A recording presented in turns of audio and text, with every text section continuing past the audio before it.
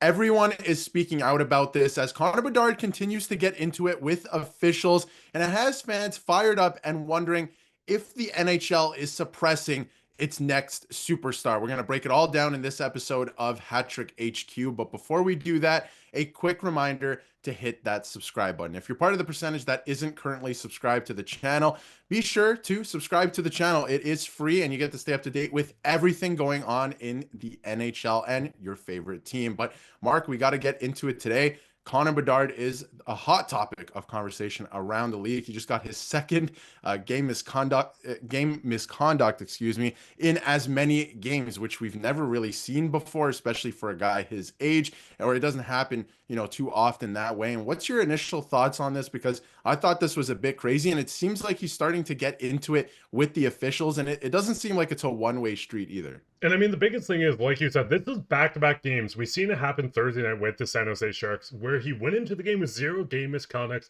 Fast forward to Saturday, when they played the Canucks, now he has 2 in back-to-back games. And it is a little surprising. Listen, players are going to chirp refs quite a bit. We do see this little quote from Frank Cervelli kind of breaking down, going in on what Chris Rooney was probably dealing with. He was talking to Foligno during the thing.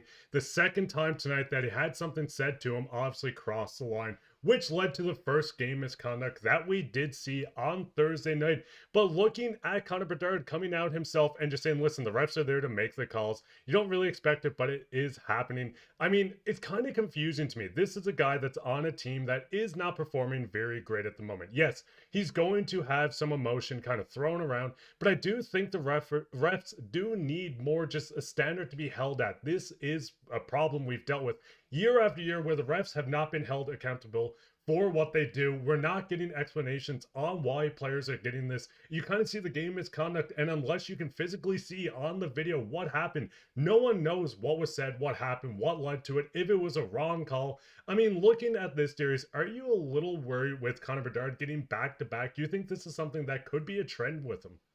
I am a little bit worried because, Mark, the way I see it, the last couple of games, what is he saying to the officials that is that egregious to kick him out of the game? I know last night, against the Vancouver Canucks, there was little time left in the game, so it could make some sense depending on what he said. But what is he saying to the officials that's so egregious, right? We saw he got tripped up the other night and he was mad about that. He's playing on a bad team, right? Like he's playing on a very bad team. He's a young player. I can understand that he's frustrated. But what did he say to them that warrants back-to-back game misconducts, right? That's what I'm worrying about at this point, because was it really that bad? Maybe it is on the player, but we'll never know, like you said, right? We'll never know in that way. But if it's not that bad, then why are you kicking him out of games? And I feel like this is kind of the situation, or getting to the point that we saw with Sidney Crosby early in his career as well. And he was getting into it with the refs, and he had kind of this narrative around him that he was a crybaby. A lot of people remember Crybaby Crosby from like 2007, right? That was a whole thing at the time. So I'm certainly seeing a comparison there.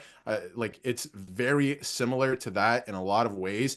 And I'm thinking that, like you said, in that scrum, Foligno was kind of there talking. And I wonder if the refs are like, here comes this whiny 19-year-old who's not getting his way on the Chicago Blackhawks, and he's coming into the scrum, just kick him out of the game. So I'm wondering if it's more on the officials. I like what you said about, there needs to be a standard, because I think this is actually more about the league and the officials and the way that the game is, officiated than it is about Connor Bedard, because, maybe he's coming into a scrum and he is saying something, he is frustrated, but is it that bad that you're kicking him out? Or is it that, you're just starting to build a narrative like they did with Sidney Crosby back in the day before he earned the respect of the officials? And I mean, looking at Bedard going into those 2 games, you can see leading up to it with the Pims, he had about 4 penalty minutes going into these games, and it's the last 5.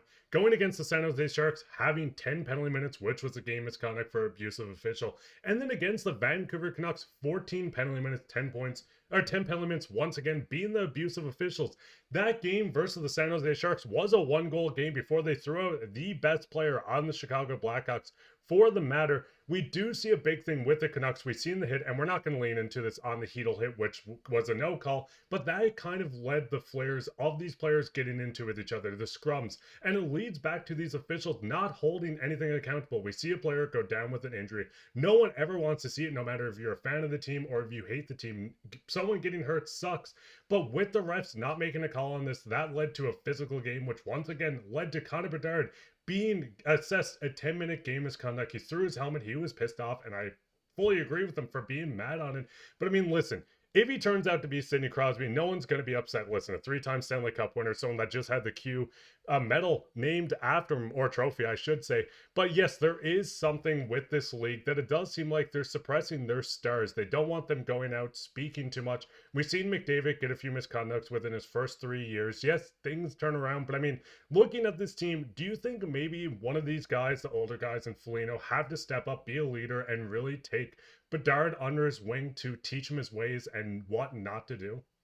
I think not so much about the player and teaching him the ways and stuff like that, but shielding him from the referees. Just being like, listen, I'll talk to them for you. Let's ease you back into their good graces kind of thing. And not that that's the way it should be. I'm not saying that, but I think that's what's happening. And I think you made a good point about the officiating in the league. And I feel like this kind of plays into it that, there's no standard game to game. Sometimes you'll have a game where they're calling everything, and then the next game they're letting the guys play. And I love games like that. It's closer to the playoffs. I love the physicality in the sport too. I wish there was actually more of it. But when you let things get to a point like they did in Vancouver last night, when then you do have a hit like that, there's an injury, and then things start to boil over, you allow it to get to that point, and then when somebody's complaining about it or is in the middle of a scrum and you kick them out, like what kind of a look is that, right? Like that's not what we want to see in the game, in the sport. There are people that were there that night to see Connor Bedard. He's a young superstar in this league, like any other player. There's players like Sidney Crosby, right? For example, Ovechkin. There's people that pay money to see them in these games. I'm sure there was people there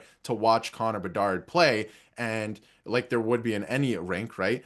And obviously hometown boy too in that circumstance. But I feel like, if you're doing that with the officiating and it leads to that point and then you're kicking him out because of a narrative or the way you feel about him, that's wrong, right? Like, I don't think you can build up superstars that way. Not that that is the concern, or you have to build up a superstar yourself if you're an official or the league or anything like that. But I do feel at times, especially with Bedard as of late, they're suppressing him a little bit in that way. And there's this narrative that's starting to build up around him in that way. And I think that could be concerning because, Crosby did turn it around, but, they built a good team in Pittsburgh there. They turned it around very quickly. Chicago is not looking like that's the case, at least right now. And I mean, the biggest thing is, listen, Bedard not being on the ice does hurt the team. He's currently tied with Teravainen for the point leader on the team. We see Donato 1 point behind as well. But Connor Bedard on the ice adds so much to this team, and obviously that's a very showing where he goes out and puts up the most points on the team. But what's your guys' thoughts on this? What's your thoughts on Bedard just kind of going through this patch with the officials where he's getting game misconducts,